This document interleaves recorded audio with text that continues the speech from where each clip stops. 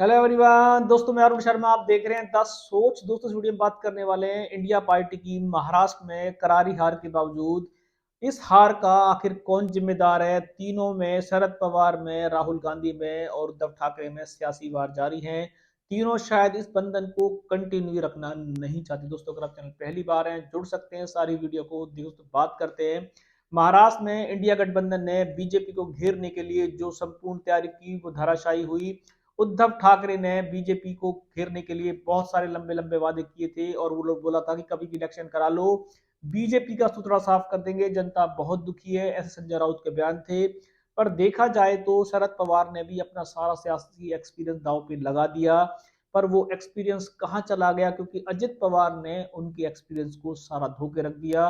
राहुल गांधी ने अपनी अलग विचारधारा रखी है। वो ये कहते हैं कि उद्धव ठाकरे ने, संजय राउत ने उनकी पार्टी से मनमर्जी सीटें ली जिसपे कांग्रेस अपनी सीटें जीत सकती थी। उद्धव ठाकरे ने हरियाणा की हार का बदला महाराष्ट्र में लिया था। उन्होंने जानबूझकर अपनी सीटों के बंटवारे में कांग्रेस को आंखें दिखाई थी। कांग्रेस की सीट बंटवारे से राहुल गांधी खुश नहीं थे। उन्होंने नाना पटोले हो और अन्य नेता हो उनको जमकर भड़ास निकाली थी और बोला था कि आपने उद्धव ठाकरे को इतनी सीट के लिए कैसे हाँ कर लिया, और उन सीटों की आज उद्धव ठाकरे की हार हुई है। राहुल गांधी के विचार पहले भी उद्धव ठाकरे सेना से नहीं मिल रहे थे, क्योंकि विचारधारा तो पहले से ही अलग थी।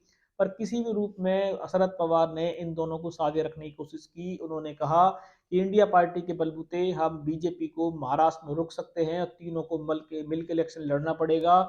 जिसके चलते कांग्रेस पार्टी को 90-90 सीटों पे जिस तरीके से समझौता करना पड़ा, पर उसके बावजूद भी कांग्रेस, शरद पवार और उद्धव ठाकरे अपनी पार्टी की लाज बचाने में भी कामयाब नहीं रहे। बीजेपी ने उम्मीद से ज्यादा 137-38 सीटें ली। शिंदे का जिस तरीके से महाराष्ट्र में बोलबाला हुआ वो अपने आप में काबिल तारीफ है। अजित पवार ने भी जमकर ताल ठोकी। उन्होंने विदा बीजेपी के बिना सहारे के भी अपना पूरी सरकार को बनाने के लिए समर्थन जितना चाहिए था वो लेके आए। इसमें सिर्फ देखा जाए तो राहुल गांधी कांग्रेस, इंडिया पार्टी, सपा का सूत्र साफ रहा। जहां अखिलेश यादव 20 सीटें मांग रहे थे, 2 सीटों पे गुजारा करना पड़ रहा है। इंडिया पार्टी को शायद आपसी मतभेद बुलाकर पहले रणनीति बनाने की कोशिश थी, खाली वो मोदी जी को घेरने में या दूसरे दलों के घेरने के चक्कर में इंडिया पार्टी का बेड़ा गर्क करा लिया। पर जिस तरीके से कोई भी नेता महाराष्ट्र में इंडिया पार्टी का हो, चाहे शरद पवार हो, चाहे राहुल गांधी की सेना हो, चाहे उद्धव ठाकरे की सेना हो, आपस में एक दूसरे की कमियों को उछाल रहे हैं। अपनी कमियों को मानने के बजाय वो एक दूसरों पे कमी उछाल रहे हैं, जिसके चलते आसार ये हैं कि आने वाले समय में इंडिया गठबंधन नहीं रहेगा। उद्धव ठाकरे या तो अपनी पार्टी का विलय करेंगे या फिर ऐसे ही वेट करते रहेंगे। सीएम का चेहरा बनने की कोशिश के चक्कर में उन्होंने विचारधारा तो खोई और सीएम का पद भी हाथ से गवा दिया। बीजेपी के साथ रहते तो शायद कुछ ना कुछ बन जाता, पर अब उनका कुछ हाथ में कुछ नहीं बचा है। और वो अभी भी शायद इंडिया गठबंधन में अपने आप को सबसे बड़ा नेता समझ रहे हैं।